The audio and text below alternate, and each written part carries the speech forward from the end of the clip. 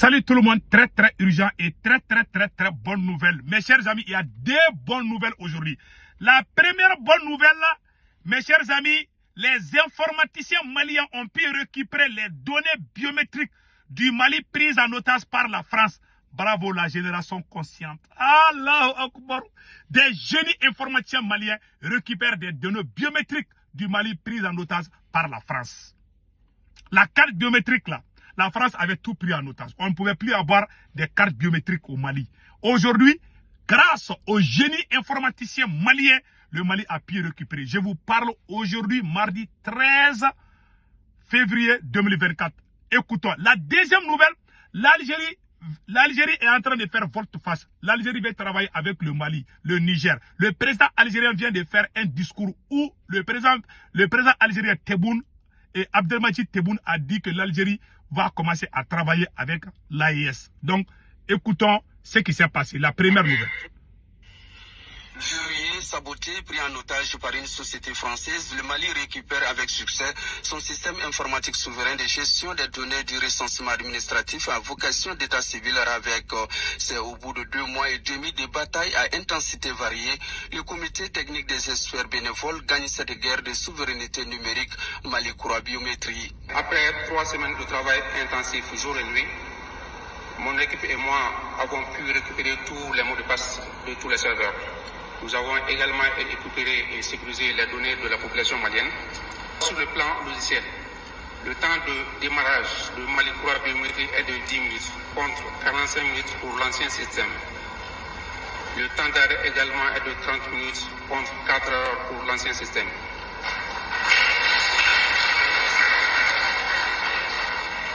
Il n'y a pas de prestataire étranger pour les contrats de maintenance.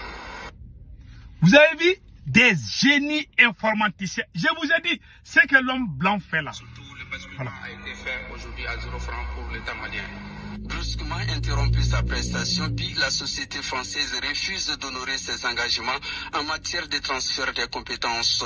Le gouvernement du Mali, on se rappelle, a rendu public la nouvelle dans un communiqué en date du 25 septembre 2023. Le système est aujourd'hui récupéré et même basculé à 0 francs sur Mali Croix Biométrie. À l'origine de cette initiative, je voudrais rappeler la réaction du... Ces jeunes informaticiens ont pu récupérer les mots de passe que la France avait bloqués. Hey! Ils ont fait ça à 0 francs. Parce qu'ils ont l'amour de la patrie. Je vous ai dit, ce que l'homme blanc fait là, nous les noirs on peut faire. On peut faire même mieux que ça. Donc écoutons. Coordinateur du projet, il a affirmé que la prise en otage de la base de données était une humiliation pour les informaticiens maliens avant de proposer ses services de manière bénévole. Excellence, Monsieur le Président de la Transition, chef de l'État, Mesdames et Messieurs, à l'issue des travaux, une nouvelle application dénommée Mali Croix Biométrie, soumise à votre approbation, a été conçue de manière autonome par des ingénieurs maliens entre le 2 octobre 2023 et le 16 décembre 2023. En plus de l'action bénévole des experts maliens qui ont accepté, par patriotisme, de travailler gratuitement, le basculement vers le nouveau système n'a eu aucune incidence budgétaire.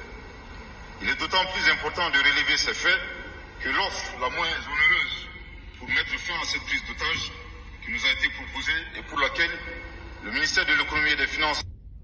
Voilà. Donc vous avez vu maintenant, mes chers amis, donc c'est fini. C'est fini. Voilà des volontaires patriotes du Mali se sont donné les mains pour sauver la nation malienne. C'est ça l'Afrique. On n'a pas besoin d'aller chez les Blancs.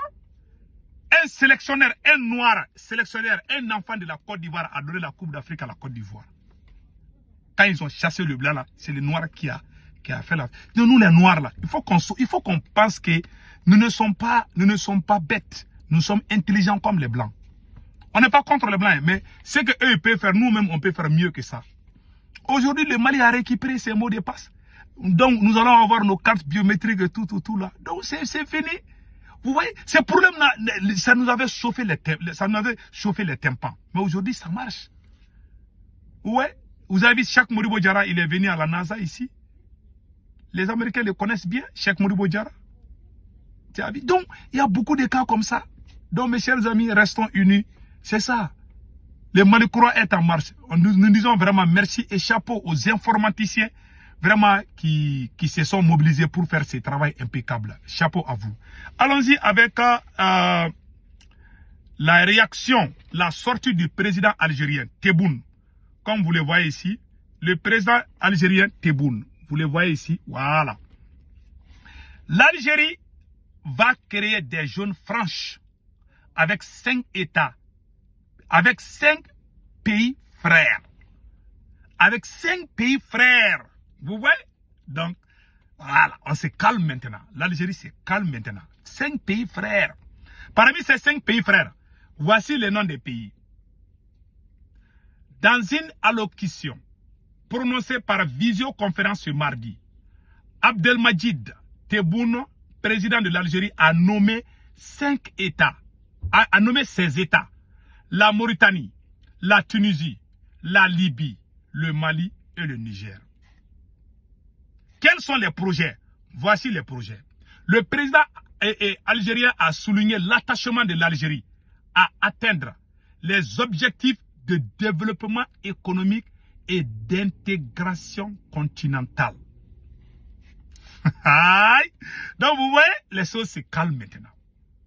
Après, on va conseiller le président Assimi par rapport à la nouvelle relation entre le Mali et l'Algérie. Et les autres présidents de l'AES, le président burkinabé, le président nigérien, et voilà. Donc maintenant, dans ce cadre, le président algérien a évoqué les projets à dimension continentale lancés par l'Algérie, tels que la route transsaharienne reliant 6 pays africains. Il y a le Niger, il y a le Mali, il y a le Burkina Faso.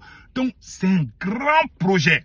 Je n'ai pas le map là, et comment on appelle là, le map, sinon j'allais vous montrer tout de suite. Si j'avais la carte là, j'allais vous montrer. C'est un projet très important que l'Algérie a vraiment initié.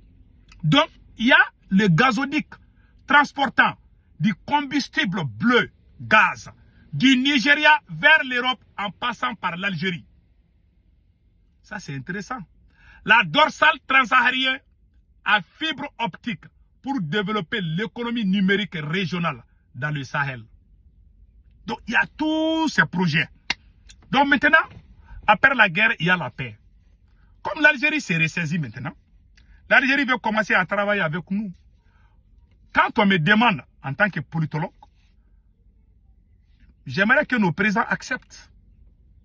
Mais il faut qu'on se prépare. Qui veut la paix, prépare la guerre. Continuons à acheter des armes. Continuons à recruter beaucoup de personnes. On ne sait jamais où. En tout cas, moi, je ne suis pas contre ce projet. J'encourage même le président Assimi Goïta, le président Ibrahim Traoré et le président général Tiani du Niger. Chapeau. Ce projet n'est pas mal. Vous savez, dans une guerre, même les Américains qui sont contre la Russie, ils font des business. Hein. Le business n'a rien à voir avec la guerre. L'Ukraine que vous voyez là, l'Ukraine fait des business avec la Russie malgré les bombardements. Combien de généraux russes ont été tués par l'armée ukrainienne? Donc il y a le combat politique et le combat corps à corps. Parce que nous les Africains là, il y a certains Africains, quand on dit qu'il y a des petits problèmes, il y en a qui pensent qu'on ne doit même pas se dire bonjour. C'est pas comme ça qu'on évolue. Hein. S'il y a des radicaux qui vont dire non, on n'a rien à foutre avec l'Algérie. Être en paix avec l'Algérie, la paix entre l'Algérie et le Mali, arrange les deux pays. Je vous dis ça aujourd'hui. Hein. Si jamais ça pète entre l'Algérie et le Mali, ça n'arrange ni l'Algérie et ni le Mali. Et retenons cela. Voilà. Parce que les radicaux vont sortir. Non, non, non.